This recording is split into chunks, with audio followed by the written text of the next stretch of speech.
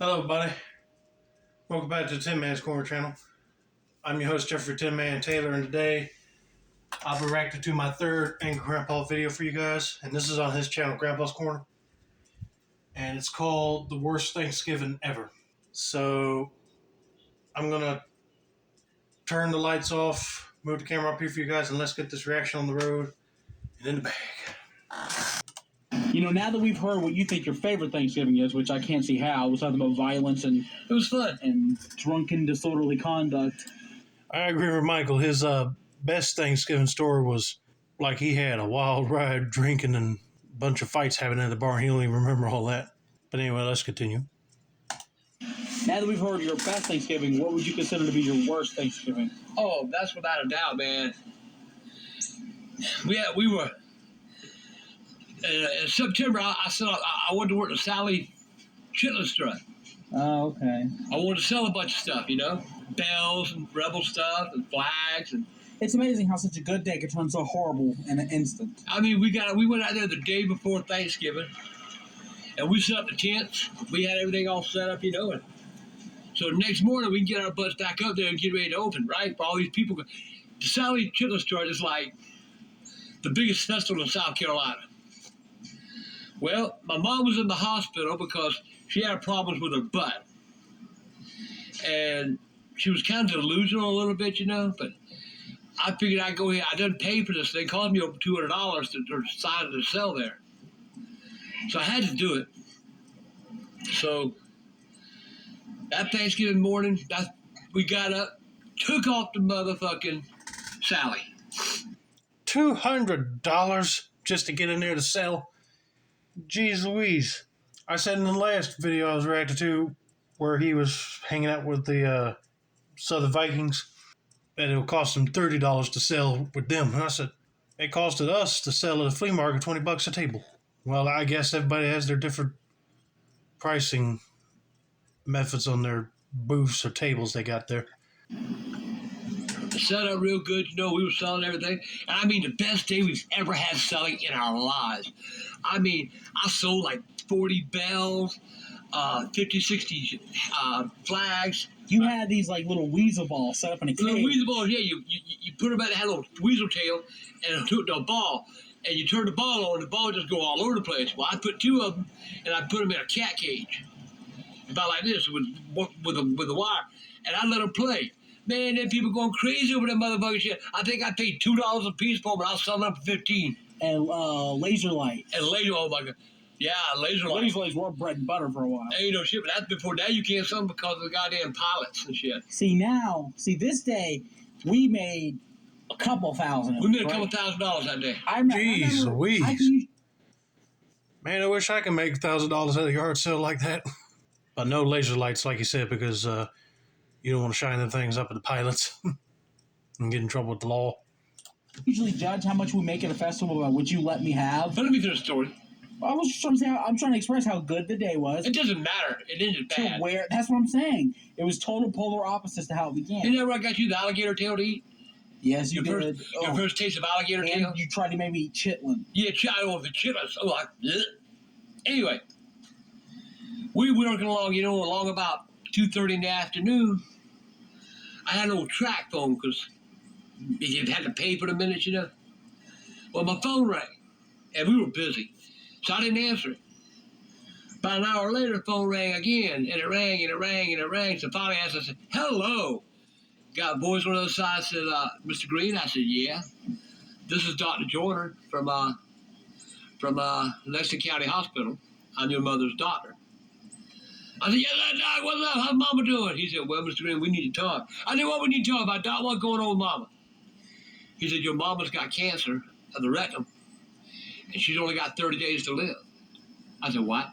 Yeah, I'll be saying that too. Be like, what? That's scary to hear, Doc. I'm not being funny about this. I'm being serious. Because that's something you do not want to hear from your doctor on either yourself or anybody you love. He said, your mama's got cancer, and she don't have it 30 days. This is Thanksgiving Day. I said, Jesus fucking Christ. I said, Doc, I'll be there in 2 hours. Told Michael, pack up. But Dad, we're doing great. son, pack up. Dad, we're doing so good. Look at all the money we're making. Pack up. So, broke down. The guy with the festival come up and said, where you think you going? The festival ain't over yet. I said, I just got a phone call from a doctor. My mama's only got 30 days to live. I need to get to the hospital. So, I went to the hospital. Before he continues right there, I said I'm glad the promoter was, like kind about letting him go, because if he continued on saying that that guy wouldn't let him go, I said that guy was just a money-hungry scumbag.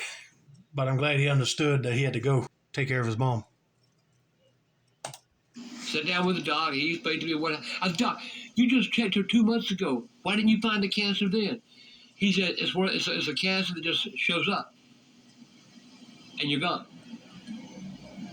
And my sister was there. I tell you, my mama was so delusional. There was a black lady across the hall.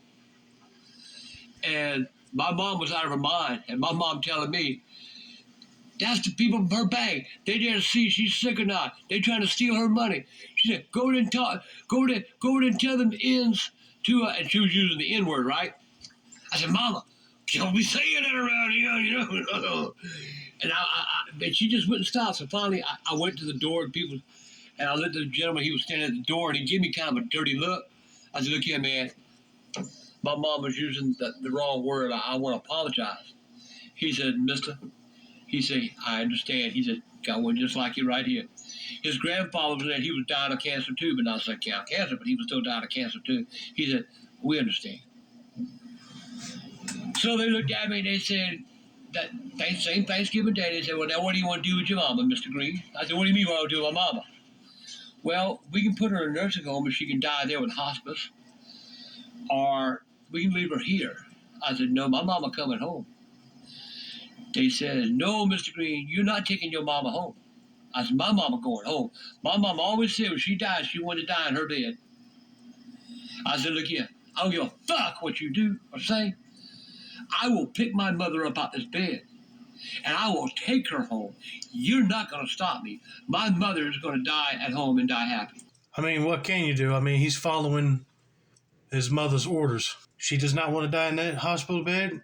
You better make sure you get arrangements to take her back home, because you just leaving her in the hospital just to die, or in like a hospice, like nursing home situation, it's going to be worse mentally on those people. Boy, I hope Angry Grandpa got that doctor and nurses straightened out here. Well, Mr. Green, we can get the police. I said, you can any goddamn body you want, motherfucker. My mama going home. So we talked, and they finally told me, they said, well, Mr. Green, I tell you what we'll do. They called in hospice. We had a long talk with hospice. And they told me that they could come to the house every day and, give her medications and all that. So anyway, to make a long story short, my mama went home that night because I wouldn't let my mom stay there another minute. I took my mama home. I left my family, and I moved in with my mama. The next day, I moved my family in with my mama. We had a house right down the street. But my mom was more important than that Thanksgiving. And I'll cover this more in December. But exactly 30 days from the time they told us she had cancer and that she was going to die, she passed away Christmas morning. She wanted to make it till Christmas, and she did. But that's another story that I'm going to tell during this month on how it was with Mama during the 30 days. A lot of y'all will relate to it. If you don't relate to it, you'll know what to look for if it ever happens to you. So that was my worst Thanksgiving ever, Mike. Are you done now? That really hits home right there, because I lost a few loved ones to cancer. But anyway, I know your grandpa was glad to have his mom all the way to Christmas, but it was sad to see her going that day. But anyway, that's going to be it for now. Don't forget to like, subscribe, turn on those post notifications for more Angry Grandpa content like this.